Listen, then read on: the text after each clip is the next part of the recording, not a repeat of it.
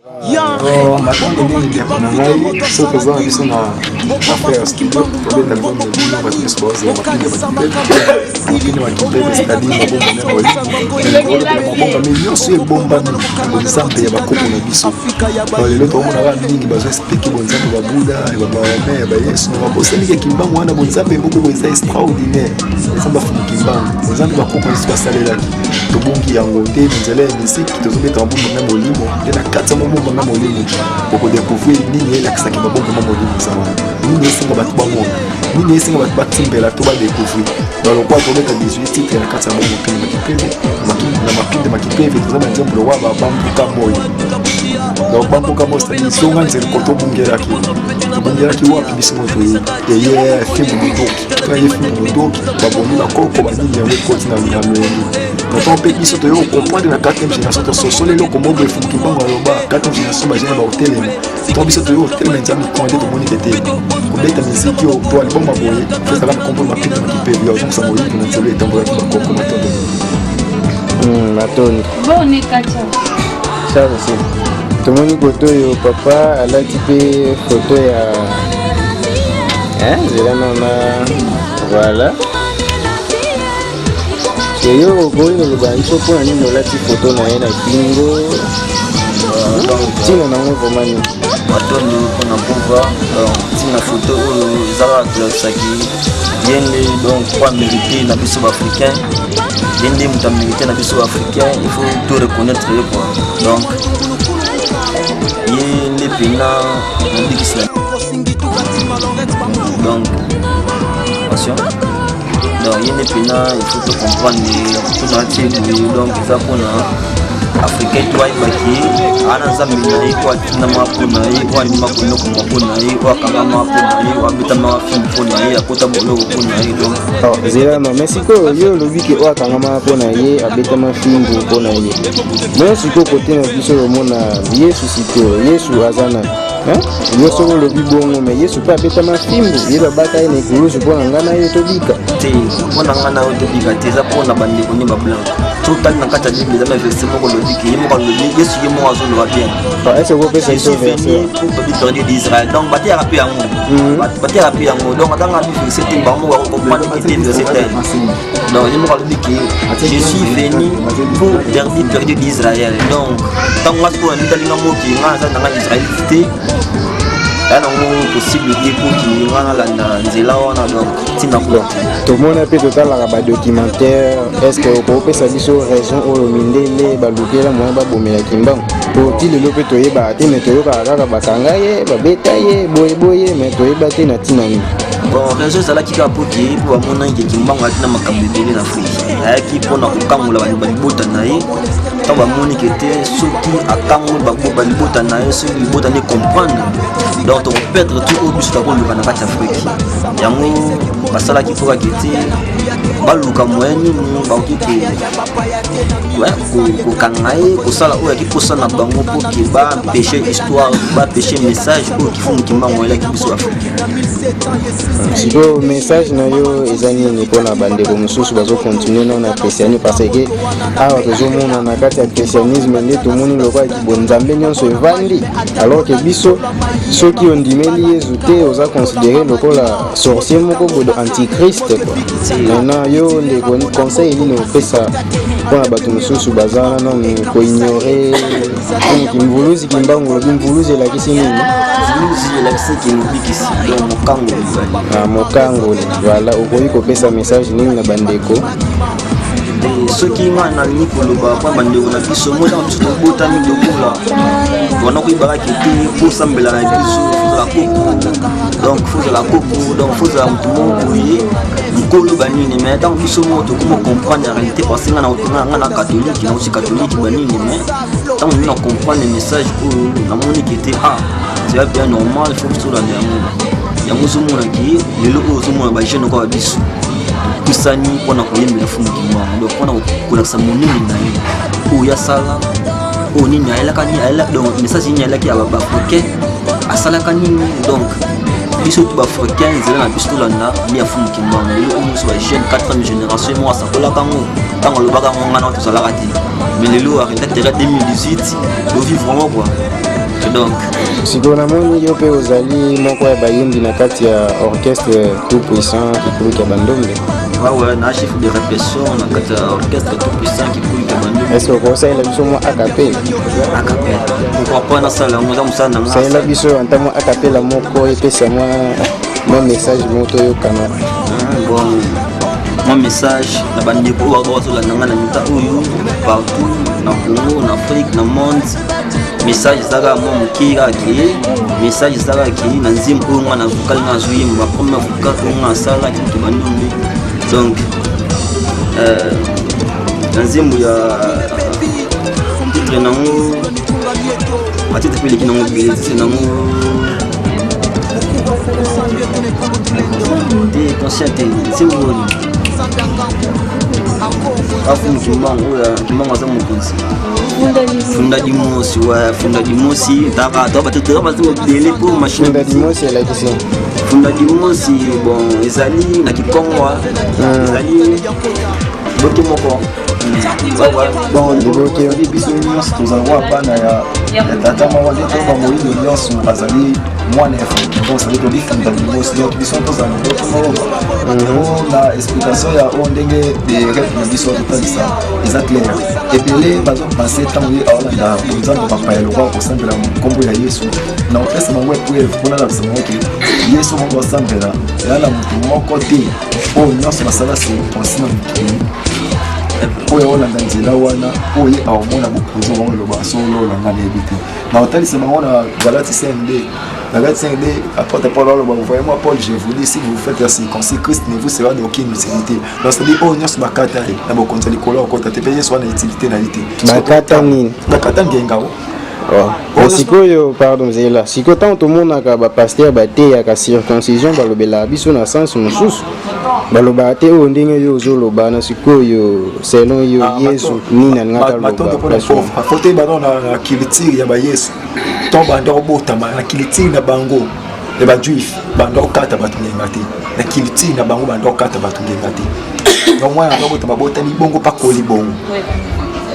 parce que yemo ka yo loba c'est-à-dire côté ligne de culture on dit oh nyos bakata e bokonzi likoleza pona ete pe yeso na utilité na ete c'est-à-dire alobika ki mokonzi ko donc eza lokola soki na comprendre avant déjà bakoko na bango babanda ko sala ka yango te maintenant donc soki osali yango eza lokola osali en dehors ya mibeko ya culture na bango lobi ya on dit apporter Paul lobi na pesi vexé na bi Galati 5D. Apôtre Paul, voyez-moi Paul, je vous dis, si vous faites la circoncis, Christ ne vous sera d'aucune utilité. Donc c'est-à-dire, à même ça, c'est parce que parce qu'on est tout le monde des journalistes, ma pasteur n'y a pas de yabiso, ma mita la bande ngeni, soit aura moko bakate assez beaucoup de collègues athées. Ce moment bande ngeni, baza bongo ton ngeni. Maintenant si ko bango babete la balobe yabiso na ndenga mateya ke non, soko za non circoncis za lokola muntu oyo ondimeli Kristo te. okondimela Kristo ndenge nini Kristo vivre na nini ya botem na nini tambo abi ya kufi pona masumu na biso on met aussi le para mokolo ya mbotama ya Kristo le 25 décembre le 25 décembre za je faisais mokolo mbotama Kristo te le 25 décembre za mko ba publier Bible basi so ça la Bible batali yango siko est comme nango prix pona okende kokota ya mabota moko boye poto yiba prier pour ba yiba ba yiba te bino yango ba yibi nde ba célébrer yango le 25 décembre bo so abi abotama le 25 décembre na neni ndeko journaliste ngapa na tuni yesu botama na mais na l'an 0 bo ba bi tout nombre multiplié par 0 égale 0 na l'an 0 le 6 décembre ndenge ni au le 6 le 25 ndenge parce que c'est l'autre côté comme na 12e mois comme na le 25 l'an 0 c'est-à-dire c'est l'autre côté journaliste au monde makambo au chef de groupe azoloba en réalité ya mokili yango wana donc yango zomona biso tous en a poussé que moyindo a comprendre que faut kimbango za nani mama vita batumba na moto na mwana mukongo le DG donc tous y baiti donc toi doje kama Maria soit disant